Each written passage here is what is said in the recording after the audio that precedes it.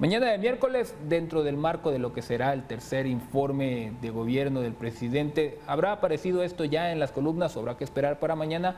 Lo conocemos al instante y en estos momentos porque nos enlazamos con nuestro director editorial, Raúl Frías Lucio, que nos trae la recomendación de las lecturas en columnas editoriales a nivel nacional. ¿Cómo está, Raúl? Buenos días.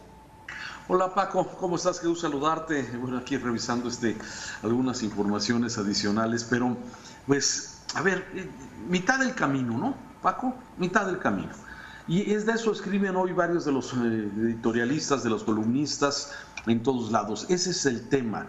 Y son básicamente dos reflexiones, Paco. Una de ellas, bueno, ¿qué ha pasado en esta primera mitad del sexenio? Aunque no es exactamente la mitad, pero hay que recordar que el sexenio del presidente López Obrador se va a reducir, no van a ser 6 años exactos, van a ser 5 años, 10 meses, es lo que va a durar esta administración.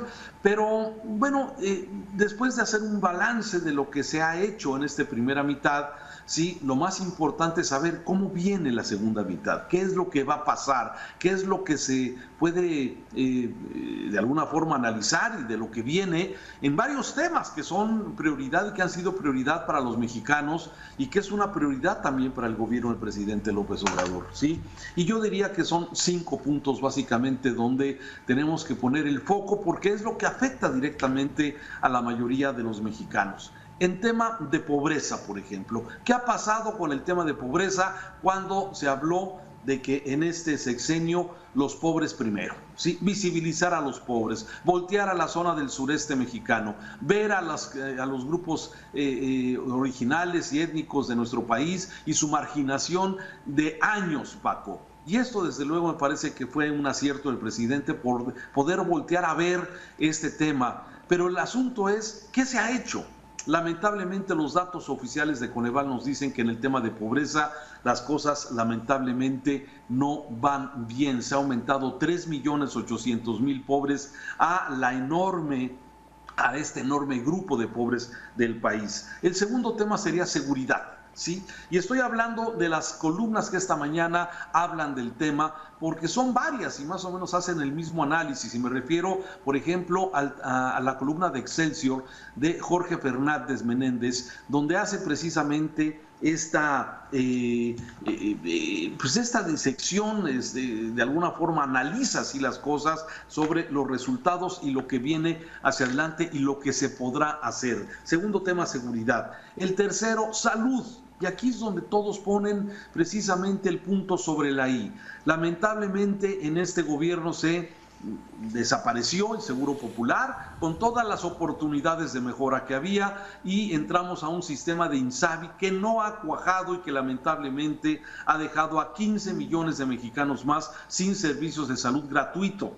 Esto es una desgracia en medio de una pandemia que ha sido manejada muy mal por parte de las autoridades y que lamentablemente nos convierte en un mal ejemplo de lo que no se debe hacer. Pero cosas que suceden dentro de las columnas que esta mañana se señalan, por ejemplo, está también la del periódico El Financiero, que se llama A la mitad precisamente, que publica Macario Schettino. Y aquí Macario Schettino, bueno, lo que habla es precisamente por qué a pesar de los malos resultados en pobreza, en seguridad, en salud, en corrupción, en economía, se sigue teniendo un presidente popular, un presidente poderoso en lo que se refiere a la aceptación de las personas. Y es que hay cosas, por ejemplo, como la pandemia, que no se le cargan.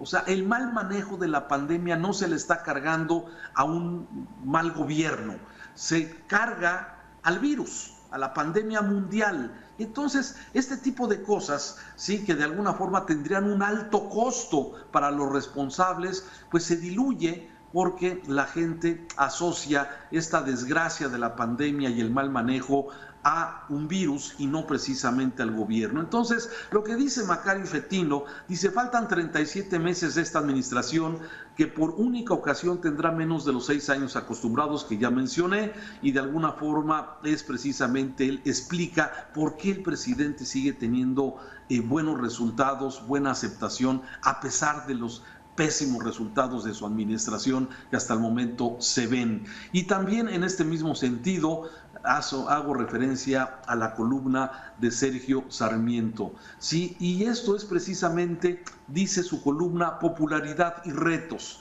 Y aquí habla que si la popularidad es la medida del éxito en política, Andrés Manuel López Obrador llega hoy a su tercer informe de gobierno con paso firme, aunque ya no goza de esa gran aprobación del 80%, ya está al 60%.